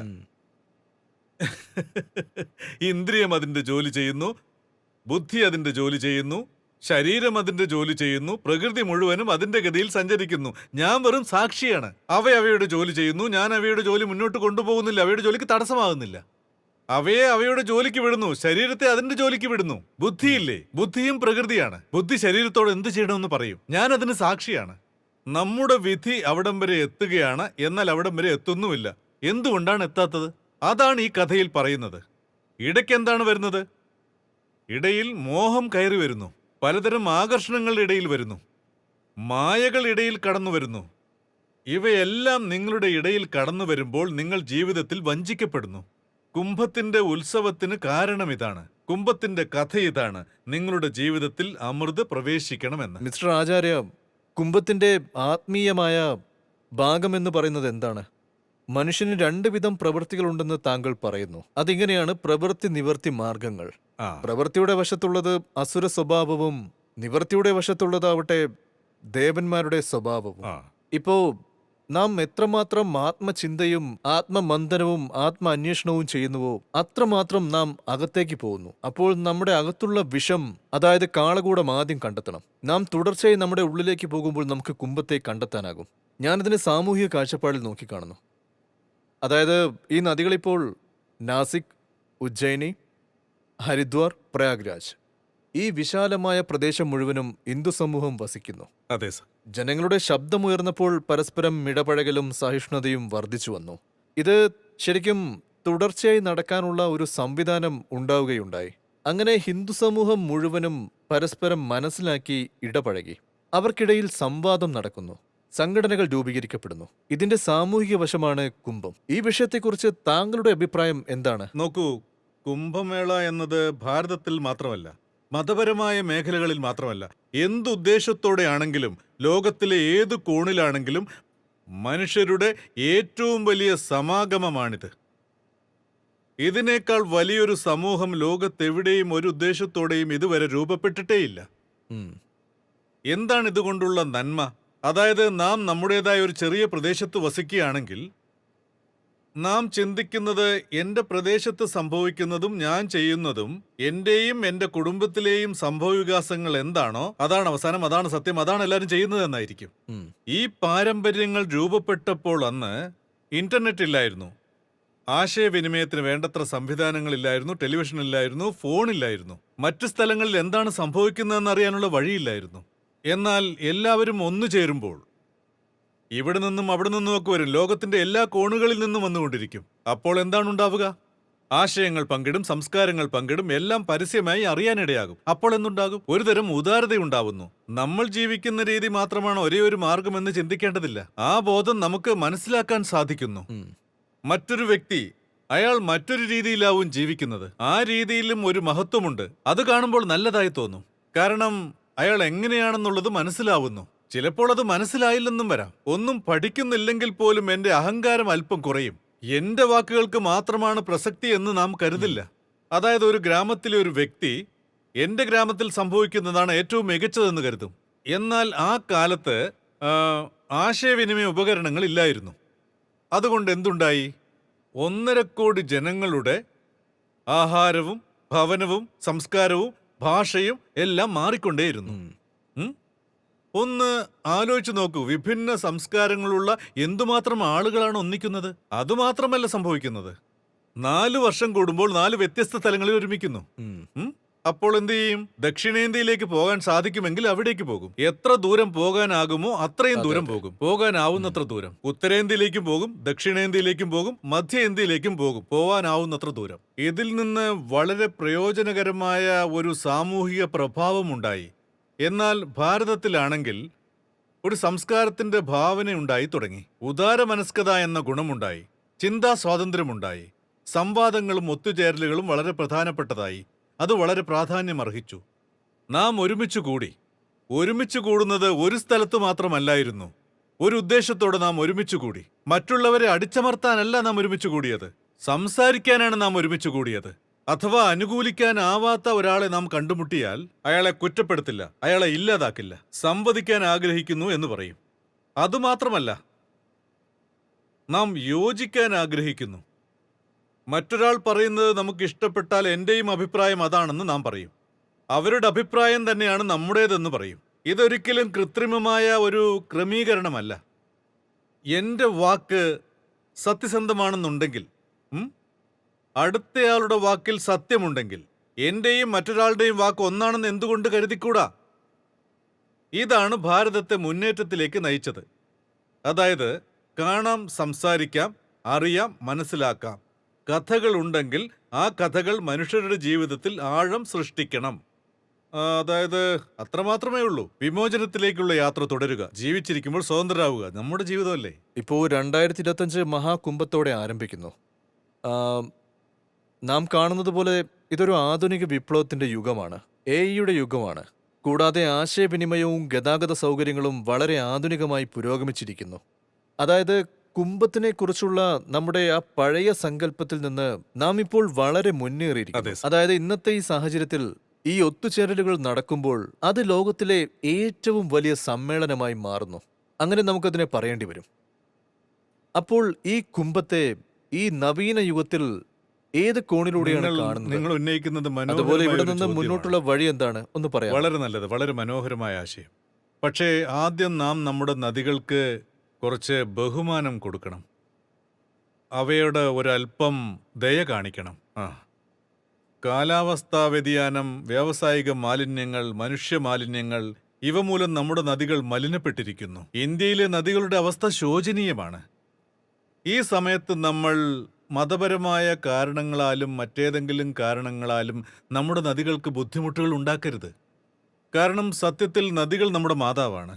അതായത് അസ്വസ്ഥയായ മാതാവ്. അവരെ കഷ്ടപ്പെടുത്തുന്നത് സന്താനങ്ങൾക്ക് യോജിച്ച കാര്യമല്ല. അപ്പോൾ എന്താണ് ചെയ്യേണ്ടത്? സാങ്കേതികമായി അവിടേക്ക് പോയി നമ്മൾ നമ്മുടെ മേൽ കുറച്ച് വെള്ളം തളിക്കണം. ഞാൻ പറയുന്നത് പലർക്കും ഇഷ്ടപ്പെട്ടില്ലെന്ന് വരും, വിവാദമാകും, എതിർപ്പ് പ്രകടിപ്പിക്കും. അതൊന്നും സാരമില്ല. എനിക്ക് നമ്മുടെ നദികളെക്കുറിച്ച് കരുതലുണ്ട്. മതത്തിന്റെ യഥാർത്ഥ അർത്ഥത്തെ ഞാൻ ബഹുമാനിക്കുന്നു.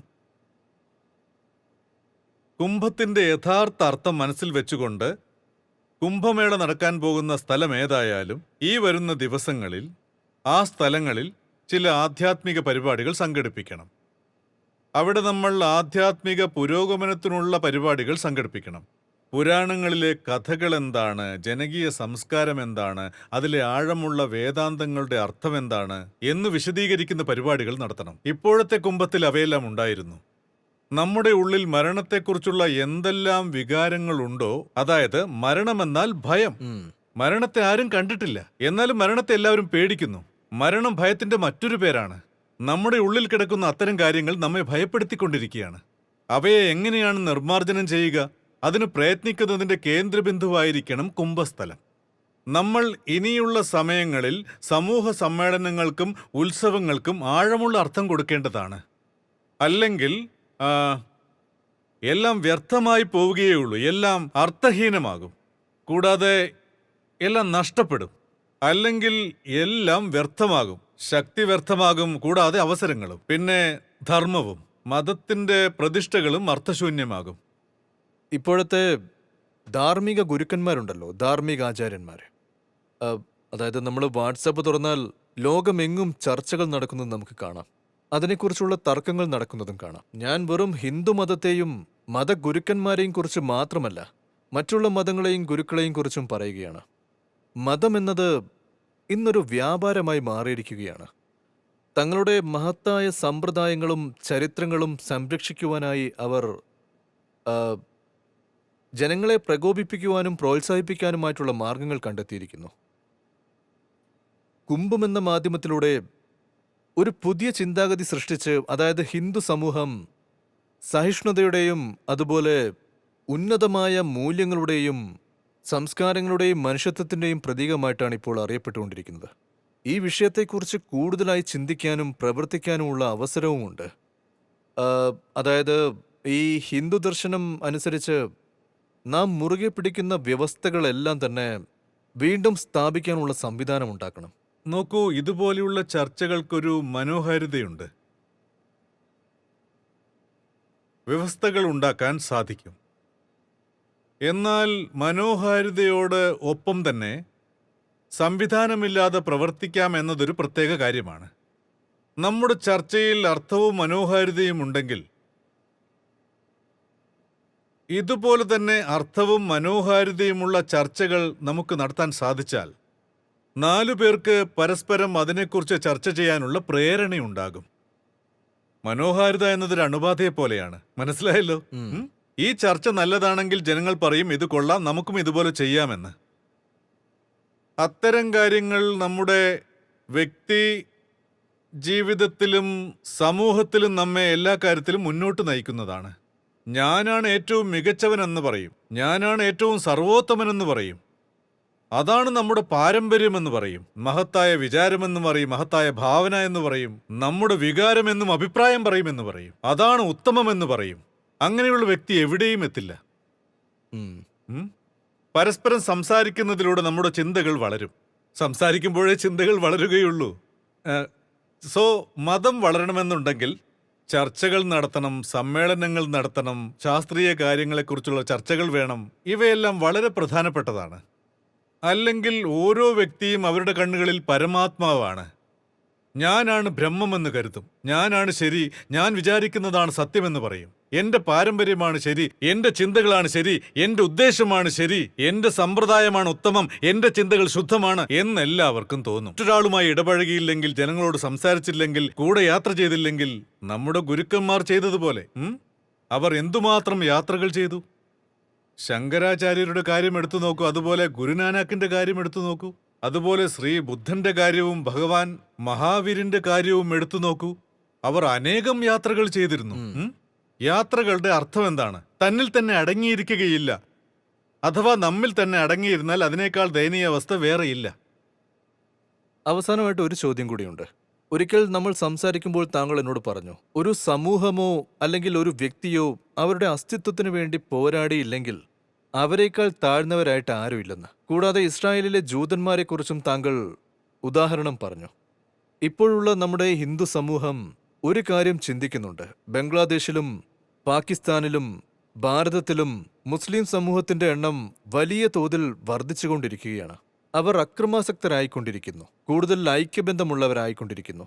അവർ പാശ്ചാത്യ രാജ്യങ്ങളിൽ നിന്നുള്ള സഹായത്തോടെ പോരാട്ടം നടത്താൻ സാധ്യതയുണ്ട്. എന്നെങ്കിലും ഒരിക്കൽ അത് നമ്മുടെ സമൂഹത്തിന് ഭീഷണിയായി മാറിയേക്കാം. അതുകൊണ്ട് ആദ്യം മുതൽക്ക് തന്നെ നാം നമ്മെ തയ്യാറാക്കണം. അതായത് ആ ആക്രമണത്തിന് നമ്മുടെ അസ്തിത്വം സംരക്ഷിക്കുവാനുള്ള വിശ്വാസം നമുക്ക് തീർച്ചയായും ഉണ്ടാവണം. പിന്നെ സമയത്തെ കണക്കിലെടുത്തുകൊണ്ട് സ്വയം ജാഗരൂകരായിരിക്കേണ്ട സംവിധാനം. ഇതിനെന്ത് ചെയ്യണം? താങ്കളുടെ അഭിപ്രായം എന്താണ്? അത് പ്രശ്നം എന്തുമാത്രം ഗുരുതരമാണോ അത്രയും പെട്ടെന്ന് പരിഹാരത്തിനുള്ള ശ്രമങ്ങൾ ആരംഭിക്കേണ്ടതായിട്ടുണ്ട്. ഒരു രോഗി ഡോക്ടറെ അടുത്ത് ചെന്ന് പറയുന്നത് പോലെ, എൻ്റെ സ്ഥിതി വളരെ മോശമാണ്, അതിന് എത്രയും പെട്ടെന്ന് നിങ്ങൾ സർജറി ചെയ്യണം, മുറിവ് കെട്ടണം, രക്തം പരിശോധിക്കണം എന്നൊക്കെ. പക്ഷേ ഡോക്ടർ ചോദിക്കും, ആദ്യം നിങ്ങളുടെ ശരീരത്തിൻ്റെ സ്ഥിതി എന്താണെന്ന്. ഒന്നുകിൽ അതിന് ഡോക്ടർ പറയും, നിങ്ങൾ വേഗം ചെന്ന് പരിശോധനകൾ നടത്തണം, എന്നിട്ട് അതിൻ്റെ റിസൾട്ടൊക്കെ എന്നെ കാണിക്കണമെന്ന്. ആദ്യം റിസൾട്ട് നോക്കും, അതിനുശേഷമേ തീരുമാനിക്കൂ ശസ്ത്രക്രിയ വേണോ വേണ്ടയോ എന്ന്. റിസൾട്ട് എന്താണ് പറയുന്നത്? ഇവിടെയും അതുപോലെയുള്ള തെളിവുകൾ ഉണ്ടായിരിക്കണം. ഇപ്പോഴും ഇവിടെ ഇന്ത്യയിൽ പാകിസ്ഥാനെക്കുറിച്ചോ ബംഗ്ലാദേശിനെ കുറിച്ചോ അല്ല ഞാൻ പറയുന്നത്, ഇന്ത്യയെക്കുറിച്ചാണ്. ഇപ്പോഴും മുസ്ലിമുകളുടെ ജനസംഖ്യയിൽ വർധന ഉണ്ടാവുന്നുണ്ടെങ്കിൽ അത് വളർന്നുകൊണ്ടിരിക്കുന്നു എന്നാണ് കണക്കുകൾ പറയുന്നത്. 2011 അവസാനം കണക്കെടുപ്പ് നടന്നത്. 2022 കണക്കെടുപ്പ് നടത്തിയിരുന്നെങ്കിൽ പല കാര്യങ്ങളിലും നമുക്ക് വ്യക്തമായ തെളിവുകൾ ഉണ്ടാകുമായിരുന്നു. അവയിൽ ഒന്നിതാണ്, ഹിന്ദുക്കളുടെ ജനസംഖ്യ കുറഞ്ഞുകൊണ്ടേയിരിക്കുകയാണ് എന്നാണ്. കാരണം ഗ്രാഫുകളിലും ട്രെൻഡുകളിലും കാണിക്കുന്നത് എന്താണെന്ന് വെച്ചാൽ, മുസ്ലിമുകളുടെ ജനസംഖ്യയുടെ വളർച്ചയും ഹിന്ദുക്കളുടെ ജനസംഖ്യയുടെ വളർച്ചയും രണ്ടും തമ്മിൽ വലിയ വ്യത്യാസമില്ലെന്നാണ്. ഇപ്പോൾ നടക്കുന്ന സെൻസസിൽ 2011 ഉണ്ടായിരുന്നതിനേക്കാൾ വളരെ കുറഞ്ഞ വ്യത്യാസമേ ഉള്ളൂ എന്ന് കാണാം, വളർച്ചയുടെ നിരക്ക്. അങ്ങനെയാണെങ്കിൽ ഹിന്ദുക്കളുടെ നിരക്ക് വളർന്നിട്ടുണ്ടെങ്കിൽ 2.2% എന്നിരിക്കട്ടെ, ജസ്റ്റ് ഉദാഹരണത്തിന്.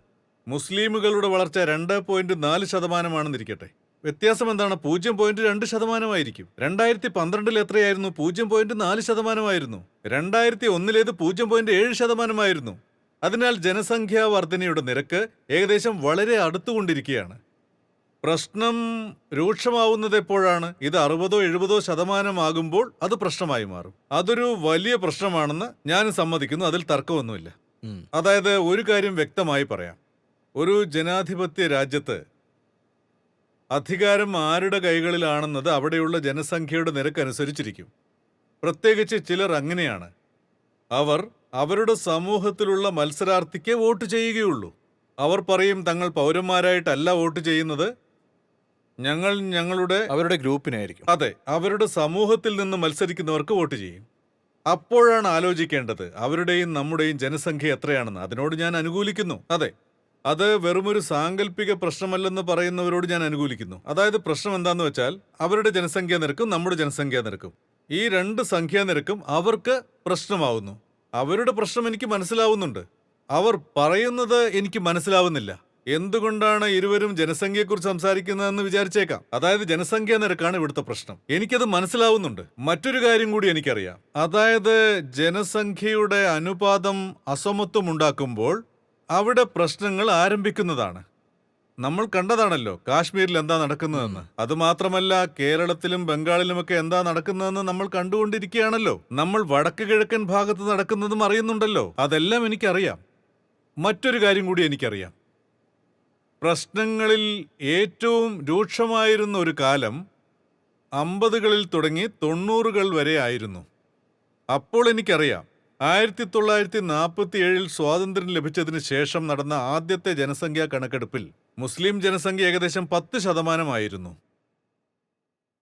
അത് 16-17 വരെ ഉയരുകയും കയറുകയും ചെയ്തു. ഇന്നത്തെ സ്ഥിതി വരെ 10% നിന്ന് 16-17% വർദ്ധിച്ചു. ഇങ്ങനെയാണെങ്കിൽ 17% എത്തിയിട്ടുണ്ടാവുമെന്ന് പ്രതീക്ഷിക്കുന്നു.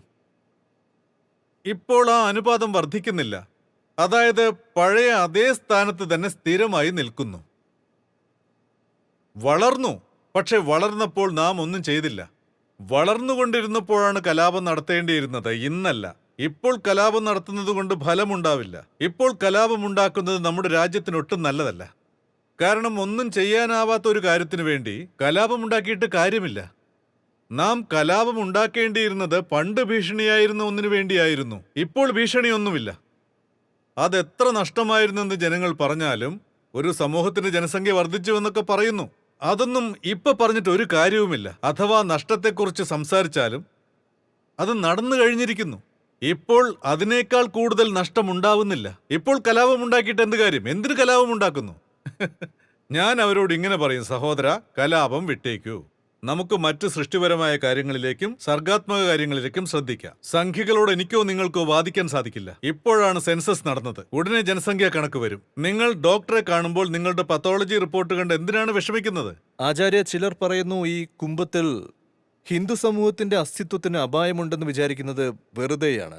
ചിന്തിക്കേണ്ട കാര്യം ഇതാണ്: ഹിന്ദു സമൂഹത്തിന്റെയും ഇന്ത്യയുടെയും വികസനത്തിനും നന്മയ്ക്കും വേണ്ടി എങ്ങനെയാണ് നാം ഇനി പ്രവർത്തിക്കേണ്ടതെന്നാണ്. അതിനെക്കുറിച്ച് സാർ, നമ്മൾ 120 കോടി ജനങ്ങളുണ്ട്. ഇപ്പോഴും നമ്മൾ പേടിച്ചുകൊണ്ടിരിക്കുകയാണെങ്കിൽ ശരിക്കും നമുക്ക് എന്ത് സംഭവിക്കും? അഥവാ നമ്മൾ 500 കോടിയാണെങ്കിൽ നമ്മൾ സുരക്ഷിതരാകുമോ? നമ്മൾ 120 കോടി ജനങ്ങളുണ്ട്. ഇടയ്ക്ക് നിങ്ങൾ ഇസ്രായേലിൽ താമസിക്കുന്ന ജൂതന്മാരെക്കുറിച്ച് പറയുകയുണ്ടായി. ഇന്ത്യയുടെ പുറത്ത് എന്തുമാത്രം ഹിന്ദുക്കൾ വസിക്കുന്നുണ്ട്?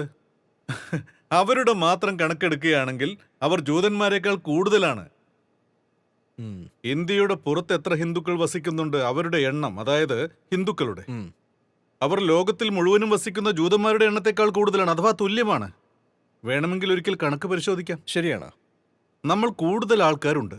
നമ്മൾ 120 കോടിയോളമുണ്ട്. അപ്പോൾ എനിക്കിത് അത്ഭുതമായി തോന്നുന്നു. 120 കോടിയോളമുള്ള ഒരു സമൂഹം പറയുന്നു, അയ്യോ, നമ്മൾ ജനസംഖ്യയിൽ കുറഞ്ഞു പോകുമോ എന്ന്. അതായത് എണ്ണത്തിൽ നാം കുറഞ്ഞു പോകുമോ എന്ന് അവർ ഭയപ്പെടുന്നു. എത്ര ശതമാനമുണ്ടായാലാണ് സന്തോഷിക്കുക? ലോകത്തിൽ ഏറ്റവും കൂടുതലുള്ളത് കീടങ്ങളാണ്. ലോകത്തിലുള്ള ജീവികളിൽ ഏറ്റവും കൂടുതലുള്ളത് കീടങ്ങളാണ്. ഏറ്റവും കൂടുതലുള്ളത് കീടങ്ങളാണ്, അതായത് ഇൻസെക്ട്സ്. എല്ലാവരും കീടങ്ങളെ പോലെ ജീവിക്കണമെന്നാണോ? സമാധാനത്തോടെയല്ലേ ജീവിക്കേണ്ടത്? സമാധാനത്തോടെയും മാന്യതയോടെയും ജീവിക്കണം. കുംഭമേളയെക്കുറിച്ച് സംസാരിക്കുമ്പോൾ എന്റെ ചില സുഹൃത്തുക്കൾ എന്നോട് ചില കാര്യങ്ങൾ പറയുകയുണ്ടായി. ആചാര്യയോട് സംസാരിക്കുമ്പോൾ അദ്ദേഹത്തോട് ചോദിക്കാമെന്ന് ഞാൻ പറഞ്ഞു. അപ്പോ ഓക്കെ എന്നാണ് അവർ പറഞ്ഞത്. OIC, ഇസ്ലാമിക രാജ്യങ്ങളുടെ സംഘടന. ഇന്ത്യയും നേപ്പാളും മൗറീഷ്യസും ഫിജിയും തിൻഡാഡയും എല്ലാം ഉണ്ട്. അവിടെയെല്ലാം ഹിന്ദുക്കൾ കൂടുതലായി ജീവിക്കുന്നുണ്ട്. ഹിന്ദുക്കളുടെ ജനസംഖ്യ കൂടുതലുള്ള രാജ്യങ്ങൾക്ക് ഒരു സംഘടന ആവശ്യമാണോ? അതായത് നമ്മൾ ഒരു മതത്തിൽ പെട്ടവരായതുകൊണ്ട് ഒരേ വേദിയിൽ ആഘോഷത്തിനായി ഒന്നിച്ചു കൂടാൻ പാടില്ലേ എന്നാണ് എൻ്റെ ചോദ്യം. തീർച്ചയായും ഒരുമിക്കാം. അതിൽ യാതൊരു ദോഷവുമില്ല. നല്ലൊരു കാര്യം തന്നെയാണ്. ലോകത്തിൽ ഏതു കോണിൽ വസിക്കുന്നവരും വേദങ്ങളെയും ഉപനിഷത്തുക്കളെയും ഭഗവത്ഗീതയെയും മറ്റും പവിത്രമായി കരുതുന്നു. അവർ തമ്മിൽ സംവേദിക്കുകയാണെങ്കിൽ അവർ ഇവിടെ വരുമ്പോൾ അവരുടെ പ്രശ്നങ്ങളും തെറ്റിദ്ധാരണകളും അവരുടെ ആശങ്കകളും പറയുന്നു. അഥവാ അവിടേക്ക് പോയാലും ഒരു പുതിയ കാഴ്ചപ്പാട് ലഭിക്കും. കാരണം ഇന്ത്യയിൽ ഹിന്ദുവുണ്ട്, കാനഡയിൽ ഹിന്ദുവുണ്ട്, ഫിജിയിൽ ഹിന്ദുവുണ്ട്, മൊറീഷ്യസിൽ ഹിന്ദുവുണ്ട്, സൂരിനാം എന്ന ഹിന്ദുവുമുണ്ട്. ഇവരെല്ലാം ഒരുപോലെ ആയിരിക്കില്ല. നമ്മൾ വിചാരിക്കും അവർ ഹിന്ദുവാണല്ലോ എന്ന്. എന്നാൽ അവരുടെ ആചാരങ്ങളും സമ്പ്രദായങ്ങളും എല്ലാം വ്യത്യസ്തമായിരിക്കും. ഇത് ശിവനാരായണൻ ചന്ദ്രപാലാണ്. ആ, കരീബിയൻ ഹിന്ദുവാണ് ഇദ്ദേഹം. ആ. നിങ്ങൾ ഒരുപക്ഷെ ഇദ്ദേഹത്തോട് സംസാരിക്കുകയാണെങ്കിൽ അയാൾ തികച്ചും മറ്റൊരു ഹിന്ദുവാണെന്ന് മനസ്സിലാവും. അപ്പോൾ നിങ്ങൾക്ക് ഹിന്ദു എന്ന വാക്കിന്റെ പുതിയ അർത്ഥം നിങ്ങൾക്ക് മനസ്സിലാവും. അങ്ങനെയും സംഭവിക്കാവുന്നതാണ്. ഉം? അതുപോലെ നേപ്പാളിലെ ഹിന്ദുക്കളുണ്ട്. നമ്മൾ അവരോട് സംസാരിക്കുമ്പോൾ അവരിൽ നിന്ന് നമുക്ക് പുതിയ കാര്യങ്ങൾ അറിയാൻ സാധിക്കും. ദക്ഷിണേന്ത്യയിലെ ഒരു ഹിന്ദു ഒരു ബംഗാളി ഹിന്ദുവിനെ കാണുമ്പോൾ, ഒരു അസാമി ഹിന്ദുവിനെ കാണുമ്പോൾ നിങ്ങൾക്കത് മനസ്സിലാക്കാൻ സാധിക്കും. ഇതുപോലെ പരിചയപ്പെട്ട ആചാരങ്ങളും സമ്പ്രദായങ്ങളും പങ്കിടുന്നത് വളരെ വളരെ നല്ല കാര്യങ്ങളാണ്. അത് ഞാൻ നിങ്ങൾക്ക് ഇപ്പോൾ ഗണിതശാസ്ത്രത്തിലൂടെ മനസ്സിലാക്കി തരാം. അഥവാ നാം ഇപ്പോൾ ഹിന്ദു ജനസംഖ്യയുടെ വളർച്ചയുടെ നിരക്ക് വർഷം തോറും 1.2% പറയുന്നു. ഓക്കെ, മുസ്ലിങ്ങളുടേത് വർഷം തോറും 1.8% പറയുന്നു. ഇത് ഏകദേശം ഒരു അക്യൂറേറ്റ് കണക്കാണ്. 1.2%, 1.8%. ഏകദേശം അത്രയും തന്നെ ഉണ്ടാവും. സെൻസസിന്റെ വിവരം അറിഞ്ഞാൽ സ്ഥിരീകരിക്കാനാവും. സോ ഹിന്ദുക്കളുടെ ജനസംഖ്യ പ്രതിവർഷം 1.2% വർദ്ധിക്കുന്നതായി നമുക്ക് കണക്കാക്കാം. മുസ്ലിമുകളുടെ ജനസംഖ്യ പ്രതിവർഷം 1.8% വർദ്ധിക്കുന്നതെന്നും കണക്കാക്കാം. എല്ലാ വർഷവും ഹിന്ദുക്കളുടെയും മുസ്ലിങ്ങളുടെയും ജനസംഖ്യ വർദ്ധിക്കുന്നു. അഥവാ ഹിന്ദുക്കൾ ഇത്ര തോതിൽ വർഷം തോറും വർദ്ധിക്കുകയാണെങ്കിൽ അവർ അത്രയ്ക്ക് വളരില്ല, വളർച്ച നിരക്ക് താഴേക്ക് വരും. അതുപോലെ മുസ്ലിങ്ങളുടെ ജനസംഖ്യയും വർഷം തോറും വർദ്ധിക്കുകയാണെങ്കിൽ അവരും അത്രയ്ക്ക് വളരുന്നില്ല, വളർച്ചയുടെ നിരക്ക് കുറയും. പക്ഷേ കുറയുന്നുമില്ല. ഇങ്ങനെയാണ് വളരുന്നതെന്ന് കരുതുക. നിങ്ങൾ ഇതിനെക്കുറിച്ച് ഊഹിച്ചു നോക്കൂ. ഹിന്ദുക്കൾ 1.2% വളർന്നുകൊണ്ടിരിക്കുന്നു, മുസ്ലിങ്ങൾ 1.8% വളർന്നുകൊണ്ടിരിക്കുന്നു. അപ്പോൾ ഇന്ത്യയിലെ ജനസംഖ്യ തുല്യമാകണമെങ്കിൽ, അതായത് 50-50 ആയാൽ ഇന്ത്യയിൽ പകുതി ഹിന്ദുക്കളും പകുതി മുസ്ലിങ്ങളും ഉണ്ടായിരിക്കും. ഇതിന് എത്ര വർഷം വേണ്ടി വരും? 110 കോടി ഉണ്ടാവും, മുസ്ലിമുകൾ 25 കോടി ഉണ്ടാവും. 25 കോടി എന്നത് 110 കോടിയിലേക്ക് മുന്നേറുമ്പോൾ അത് തുല്യമാകാൻ വർഷങ്ങൾ എടുത്തേക്കാം. അതിന് കുറെ കാലം വേണം, 272 വർഷങ്ങൾ. ശരി, 272 എന്ന് വെച്ചാൽ നിലവിലെ വളർച്ചാ നിരക്ക് അനുസരിച്ച് പോയാൽ മുസ്ലിമുകൾക്ക് ഹിന്ദുക്കളുടെ ജനസംഖ്യയിലെത്താൻ 272 വർഷങ്ങൾ വേണ്ടിവരും. 272 വർഷങ്ങൾ. പിന്നെ എന്തിനാണ് നമ്മൾ വെറുതെ ചിന്തിക്കുന്നത്? എന്തിനാ വിഷമിക്കുന്നത്? എന്തിനാ ഇതുപോലൊരു കാര്യത്തിന് വേണ്ടി എന്തിനാ നമ്മുടെ ഊർജ്ജം മുഴുവൻ ചെലവാക്കിക്കൊണ്ടിരിക്കുന്നത്? വെറുതെ സമ്മർദ്ദത്തിലാവുന്നത്? എന്താ അതിന്റെ ആവശ്യം? ഇതുപോലെ പല പ്രധാനപ്പെട്ട കാര്യങ്ങളുമുണ്ട്, അതിലാണ് നാം ശ്രദ്ധ കേന്ദ്രീകരിക്കേണ്ടത്. അതുമാത്രമല്ല, അതിന് 272 വർഷം വേണ്ടിവരുമെന്ന് പറഞ്ഞല്ലോ. ആ 272 വർഷം കൊണ്ട് മുസ്ലിങ്ങളുടെ ജനസംഖ്യ കൂടിക്കൊണ്ടേയിരുന്നിട്ട് ഹിന്ദുക്കളുടേതും ഇപ്പോൾ വർദ്ധിക്കുന്നത് പോലെ വർദ്ധിക്കുകയാണെങ്കിൽ 272 വർഷങ്ങൾക്ക് ശേഷം ഇപ്പോൾ പ്രസിദ്ധീകരിക്കാൻ പോകുന്ന കണക്കുകൂട്ടലുകൾ ജനങ്ങൾ വിശ്വസിക്കുമെന്ന് പറയാൻ ഒരിക്കലും സാധിക്കില്ല. സ്ക്രീനിൽ കണക്കുകൾ മുഴുവനും കാണിച്ചാലേ വിശ്വസിക്കൂ. അപ്പോൾ 272 വർഷങ്ങൾക്ക് ശേഷം ഹിന്ദുക്കളുടെയും മുസ്ലിമുകളുടെയും ജനസംഖ്യ ഇതുപോലെ വർദ്ധിച്ചുകൊണ്ടേയിരുന്നാൽ എന്തായിരിക്കും സ്ഥിതിയെന്നറിയാമോ? 28 ബില്യൺ. 1 ബില്യൺ എന്നാൽ 100 കോടി. ഇന്ത്യയിൽ ഹിന്ദുക്കളും മുസ്ലിമുകളും സമമായാൽ ഹിന്ദുക്കളും മുസ്ലിമുകളും 28 ബില്യൺ ആയിരിക്കും. 1400 കോടിയല്ല, 56 ബില്യൺ. ശരി, രണ്ടും തുല്യമായിരിക്കും. അത് 28 ബില്യൺ, ഇതും 28 ബില്യൺ. 1 ബില്യൺ 100 കോടിയാണ്. അതെ. അപ്പോൾ 28 100 കോടിയാവും, 56 100 കോടിയാവും. ഇപ്പോൾ 140 കോടിയുണ്ട്. അത് നിലനിർത്താൻ കഴിയുന്നില്ല. ഹിന്ദുക്കളും മുസ്ലിങ്ങളും തുല്യമാകുമ്പോൾ ഇന്ത്യയിലെ ജനസംഖ്യ 5600 കോടിയാവും. എന്നെങ്കിലും ഇങ്ങനെ സംഭവിക്കുമോ? ഇന്ന് ലോകത്തിലെ ജനസംഖ്യയുടെ 3% ഇന്ത്യയിലായിരിക്കും. അതൊരിക്കലും സംഭവിക്കില്ല, അത് നടക്കില്ല. ഇല്ല, 2-3 ഭാഗമാവില്ല. ഇന്ന് ലോകത്തെ ജനസംഖ്യ 800 കോടിയാണ്. 800 കോടി. അപ്പോ 1600 കോടി. 800 കോടി ലോകത്തിലെ ജനസംഖ്യയാണ്. ലോകത്തിലെ ജനസംഖ്യ 7 മടങ്ങ് വർദ്ധിക്കേണ്ടി വരും. അപ്പോഴേ ഇന്ത്യയിൽ ഹിന്ദുക്കളും മുസ്ലിങ്ങളും തുല്യ നിലയിലാകൂ. പിന്നെന്തിനാണ് ഇങ്ങനെ വിഷമിക്കുന്നത്? വിഷമിക്കണമെങ്കിൽ മറ്റു പല വിഷയങ്ങളിലും ശ്രദ്ധ കേന്ദ്രീകരിക്കണം. മറ്റു പ്രധാനപ്പെട്ട വിഷയങ്ങൾ എന്താണെന്ന് വിവരം പോലും നമുക്കില്ല. അതിനെക്കുറിച്ച് നാം പറയുന്നില്ല. വ്യർത്ഥമായ ഒരു കാര്യത്തിന് വേണ്ടി നാം ഊർജം പാഴാക്കുകയാണ്. എന്തുകൊണ്ട് നമുക്ക് അടിസ്ഥാന ഗണിതം പോലും ചെയ്യാനാവുന്നില്ല? എന്തുകൊണ്ടാണ് പുതിയ ജനസംഖ്യാ കണക്കുകൾ നമുക്കറിയാഞ്ഞത്? അതിന്റെ ഡേറ്റ ഇതുവരെ നമുക്ക് കിട്ടിയിട്ടില്ല. പുതിയ കണക്കുകൂട്ടലുകൾ കിട്ടിയില്ലെങ്കിൽ 2011 ജനസംഖ്യാ കണക്ക് അടിസ്ഥാനമാക്കി കണക്കുകൂട്ടലുകൾ നടത്താമല്ലോ. അതും നാം ചെയ്യുന്നില്ല. അതിനെക്കുറിച്ച് നാം ചിന്തിക്കുന്നില്ല. നാം വെറുതെ അനാവശ്യ കാര്യങ്ങളെക്കുറിച്ച് ആശങ്കപ്പെടുന്നു. ഇന്ന് ഇന്ത്യയുടെ മുന്നിൽ വലിയൊരു പ്രശ്നമുണ്ടായിരിക്കുന്നത് പോലെയാണ് നാം വിഷമിക്കുന്നത്. ഇന്ത്യയുടെ മുന്നിൽ പല പ്രധാനപ്പെട്ട പ്രശ്നങ്ങളുമുണ്ട്. നാം നല്ല പൗരന്മാരായതുകൊണ്ട്, ദേശസ്നേഹികളായതുകൊണ്ട്, ദേശഭക്തിയുള്ളവരായതുകൊണ്ട് നാം യഥാർത്ഥ പ്രശ്നങ്ങളിൽ ശ്രദ്ധ പതിപ്പിക്കേണ്ടതുണ്ട്. ഉദാഹരണത്തിന് കാലാവസ്ഥാ മാറ്റം, ജോലിയില്ലായ്മ, വിദ്യാഭ്യാസ നിലവാരം, ഇവയെല്ലാമാണ് നമ്മുടെ യഥാർത്ഥ പ്രശ്നങ്ങൾ. 80 കോടി ജനങ്ങൾക്ക് സൗജന്യ ഭക്ഷണം കൊടുക്കണമെന്നതിന്റെ അർത്ഥം എന്താണ്? യുവജനങ്ങൾ ചിലവ് കുറഞ്ഞ ഡേറ്റ ഉപയോഗിച്ച് വിനോദങ്ങൾക്കും മയക്കുമരുന്നിനും അടിമകളായി മാറിയിരിക്കുന്നു. അതാണ് യഥാർത്ഥ ആശങ്ക. പരിസ്ഥിതി അതിനേക്കാൾ തകർന്നിരിക്കുകയാണ്. ഡൽഹിയിൽ വസിക്കുന്ന സാധാരണക്കാരുടെ ആയുസ് 7 വർഷം കുറഞ്ഞിരിക്കുകയാണ്. ഇതൊക്കെയാണ് നമ്മുടെ പ്രശ്നങ്ങൾ. നമ്മുടെ നദികളിൽ കുടിവെള്ളത്തിൽ വിഷാംശം കലർന്നിരിക്കുകയാണ്. നമ്മുടെ കാർഷിക സംവിധാനം പൂർണ്ണമായി തകർന്നിരിക്കുകയാണ്. അതിനാൽ ഭാരതത്തിലെ ജനസംഖ്യ വൻതോതിൽ കുടിയേറി പാർക്കേണ്ടി വരുന്നു. അതാണ് പ്രശ്നം. ഭക്ഷണം കിട്ടുന്ന ഏതെങ്കിലും സ്ഥലം അന്വേഷിച്ചു പോകേണ്ട അവസ്ഥ. അതിനെക്കുറിച്ചൊന്നും നാം സംസാരിക്കുന്നേയില്ല. വരാൻ പോകുന്ന ഗ്ലോബൽ ദുരന്തത്തെക്കുറിച്ചാണ് നമ്മൾ കൂടുതലായി ചർച്ച ചെയ്യേണ്ടത്. അതാണ് വേണ്ടത്. അതാണ് ഇന്ത്യയെ കൂടുതലായി ബാധിക്കാൻ പോകുന്നത്. ഇന്ത്യക്കാർ അതിനെക്കുറിച്ച് ചർച്ച ചെയ്യുന്നേയില്ല. വിദ്യാഭ്യാസ സംവിധാനം പൂർണ്ണമായും തകർന്നിരിക്കുകയാണ്. അതായത് HDI, ഹ്യൂമൻ ഡെവലപ്മെന്റ് ഇൻഡെക്സ്, ഇതിൽ നമ്മുടെ സ്ഥാനം ഏറ്റവും താഴേക്ക് പോയിരിക്കുകയാണ്. ഇതിനെക്കുറിച്ച് നാം സംസാരിക്കുന്നില്ല. ഈ സമയത്തും ഇന്ത്യയിൽ ഭ്രൂണഹത്യ വർദ്ധിച്ചുകൊണ്ടിരിക്കുകയാണ്. ജനന സമയത്തുള്ള നമ്മുടെ ലിംഗ അനുപാതവും മെച്ചപ്പെടുന്നില്ല. അതിനെക്കുറിച്ചും സംസാരിക്കുന്നില്ല. നാം ചർച്ച ചെയ്യുന്ന കാര്യങ്ങൾ എന്താണെന്ന് അറിയാമോ? നടക്കാത്ത കാര്യങ്ങൾ. നടക്കാത്ത കാര്യങ്ങളാണ് ചർച്ച ചെയ്യുന്നത്. 272 വർഷം, 56 ബില്യൺ. നമ്മൾ മൊത്തം 120 കോടി ജനങ്ങളുണ്ട്. ഈ 120 കോടി ജനങ്ങൾ സിംഹങ്ങളെ പോലെ ആവണം. എന്തിനാണ് ആടുകളെ പോലെ ആവുന്നത്? വേദങ്ങൾ പറയുന്നു നമ്മൾ അമൃതിന്റെ സന്താനങ്ങളാണ്, അമൃതിന്റെ പുത്രന്മാരാണെന്ന്. നാം എന്തിനാണ് ഭീരുക്കളെ പോലെ സംസാരിക്കുന്നത്? നാം ഓരോരുത്തരും സാഹസികരായിരിക്കണം, ആത്മീയതയുള്ളവരായിരിക്കണം. ഓരോരുത്തരും 10 പേർക്ക് തുല്യരായിരിക്കണം. പകരം നമ്മൾ എന്താണ് പറയുന്നത്? പേടിയാവുന്നു, പേടിയാവുന്നു, പേടിയാവുന്നു. എന്തിനു പേടിക്കണം? അഥവാ വാസ്തവത്തിൽ നമ്മുടെ ഹൃദയത്തിൽ ആത്മീയതയുണ്ടെങ്കിൽ പിന്നെ എങ്ങനെയാണ് ജീവിതം നമ്മെ പരാജയപ്പെടുത്തുക? അതിനാൽ നമുക്ക് വാസ്തവത്തിൽ ആത്മീയത ഉണ്ടാവണം. ഇതാണ് ഏറ്റവും വലിയ പ്രശ്നം. ഇന്ത്യയിൽ അനേകം മതങ്ങളുണ്ട്, പക്ഷേ അവയെല്ലാം വ്യാജമാണ്. നമുക്ക് വാസ്തവത്തിൽ ആത്മീയത വേണം. അതിലാണ് നാം ശ്രദ്ധ പതിപ്പിക്കേണ്ടത്. നിങ്ങൾക്കറിയാമോ, ഇന്ത്യയിൽ ആരോഗ്യകരമായ ജീവിതത്തിന് ആവശ്യമായ എല്ലാ പോഷകങ്ങളും ലഭിക്കുന്ന ആളുകളുടെ എണ്ണം എത്രയാണെന്ന് നിങ്ങൾക്ക് പറയാൻ സാധിക്കുമോ? ഇന്നലെ നീരജ് ചോപ്ര ഇവിടേക്ക് വന്നിരുന്നു. അയാളോട് സംസാരിച്ചു കൊണ്ടിരുന്നപ്പോൾ സംസാരത്തിനിടയ്ക്ക് ഈ വിഷയം ഞാൻ എടുത്തിട്ടു. ഞാൻ ചോദിച്ചു, നിങ്ങൾക്ക് സ്വർണം നേടണമെങ്കിൽ ഇന്ത്യയിൽ ആരോഗ്യമുള്ള ആളുകൾ വളരെ വളരെ കുറവാണല്ലോ. അങ്ങനെ കുറവായിരിക്കുമ്പോൾ എങ്ങനെയാണ് സ്വർണ്ണ മെഡലുകൾ നേടാൻ കഴിയുക എന്ന് ഞാൻ ചോദിച്ചു. ഏകദേശം 1%. അല്ല, അത്രയ്ക്ക് കുറവല്ല. 16%. 16%. 16% ജനങ്ങൾക്ക് മാത്രമാണ് അവരുടെ ശരീരത്തിൽ ആവശ്യമുള്ള പോഷകങ്ങൾ കുറഞ്ഞിരിക്കുന്നത്. 16% ജനങ്ങൾക്ക്. ചൈനയിൽ എത്ര ശതമാനം ആളുകളുണ്ട്? ഇതിലും കൂടുതലായിരിക്കും. 80%. 80%. ഇവിടെ 16% പേർക്ക് മാത്രമേ പോഷകങ്ങൾ കുറവായിട്ടുള്ളൂ.